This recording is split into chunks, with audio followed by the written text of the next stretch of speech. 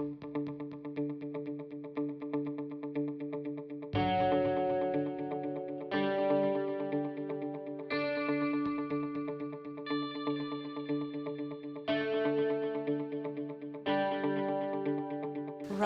I've been living here now 40 years, and about 40 years ago, Japanese girls were supposed to get married before 25 years old. I'm the youngest one, and I've seen three elder sisters got married, some of them arranged marriage, etc.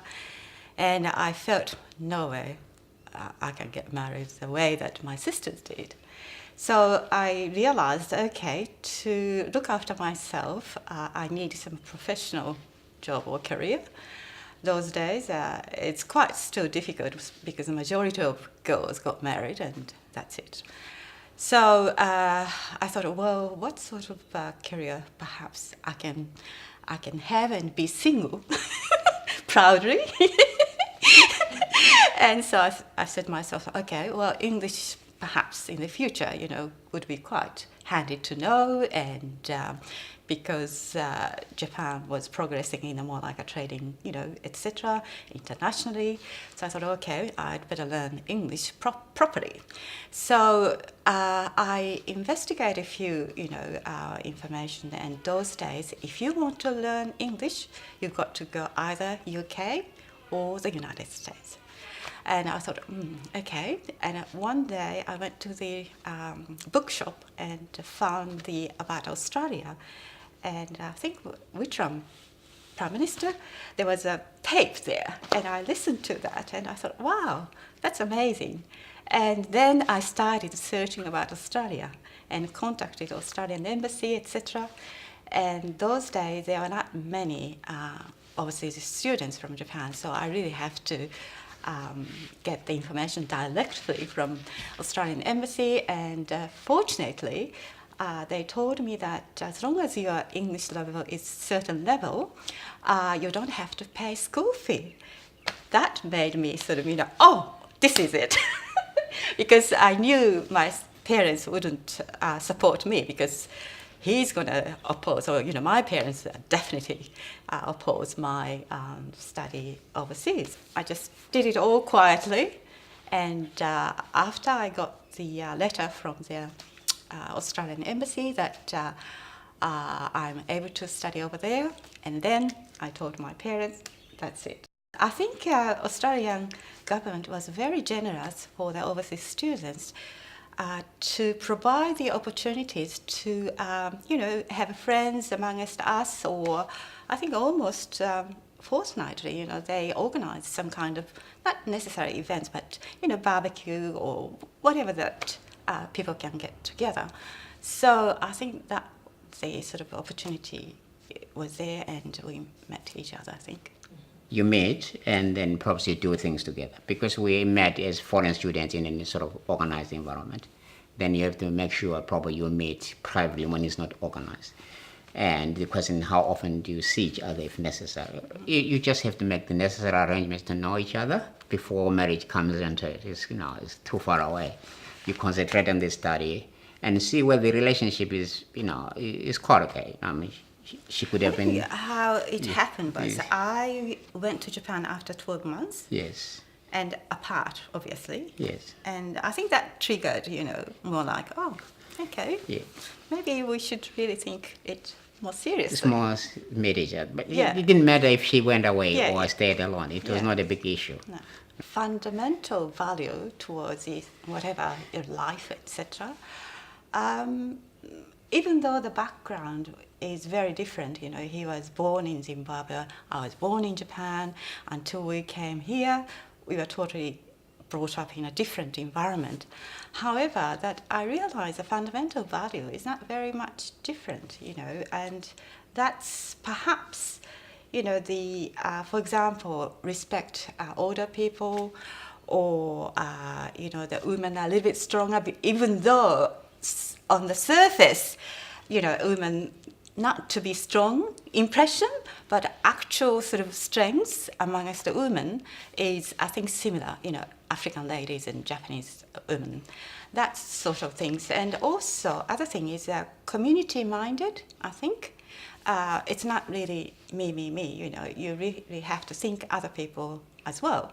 And so I think similar value and appreciation between Zimbabwean culture and perhaps, you know, Japanese culture. The more time we spent together, the more we sort of did things together. I had a feeling that if she was put under stress, because she really didn't know my background, you see. If she was under, and I was always conscious of that. You're not going to get a lady who could go to Africa and they're not going to cope, let alone a cultural thing, you know, our African culture. Maybe that wouldn't be a problem. But the political environment in Africa is very different. And also the political setup. If she was faced with racism in Africa, would she cope? All those things come into your mind when you're meeting young ladies. And to me, the more we got to know each other, I felt put under stress, she would cope. Yes. Oh, okay. So far, coped? Well, what we did, see, we decided we were going to get married, but we're not, because we're students. So Poor students. see, if we're going to get married, we have to put the entire process into place. We decided we were going to get married. And the thing is, where are we going to get married? Who's going to be part of our marriage? And how are we going to pay for it? See, all the African students were here. I told them I was going to get married, and they're really excited about it.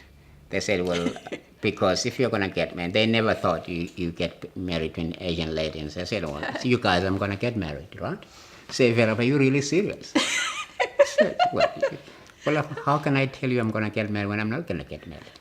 They just seen her around and said, well, Velaphi is just playing with this girl. She's just going to go on our way back there. I said, no, guys, I'm getting married.